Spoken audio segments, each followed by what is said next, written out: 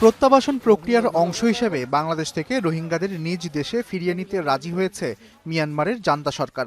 ২৯ জুলাই মালয়েশিয়ার প্রধানমন্ত্রী আনোয়ার ইব্রাহিম জানিয়েছেন, বাংলাদেশ থেকে ৩ লাখ রোহিঙ্গা নিজেদের ভূমিতে ফিরবে।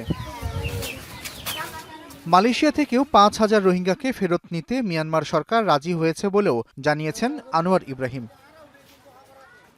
মালয়েশিয়ার প্রধানমন্ত্রী বলেন, এ কারণেই মিয়ানমারের সঙ্গে ভালো সম্পর্ক বজায় রাখা গুরুত্বপূর্ণ। তারা এখন মালয়েশিয়া থেকে ৫,০০০ রোহিঙ্গা এবং বাংলাদেশ থেকে ৩ লাখ রোহিঙ্গাকে মিয়ানমারে ফিরিয়ে নিতে রাজি হয়েছে। তিনি বলেন, আমরা আলোচনা ও কূটনৈতিক সমঝোতার মাধ্যমে এগিয়েছি। এসব বিষয়ে সতর্ক ও বিচক্ষণ কূটনীতি প্রয়োজন। আনোয়ার ইব্রাহিম বলেন, আমি তাদের আগেই সতর্ক করেছি এবং ২৮ জুলাই আমি পুলিশ মহাপরিদর্শককে নির্দেশ দিয়েছি।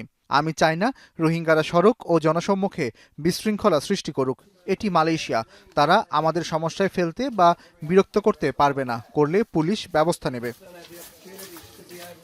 অনেকদিন ধরেই মালয়েশিয়ায় অবৈধভাবে থাকা রোহিঙ্গাদের দেশটি থেকে বিতাড়নের দাবি উঠেছে।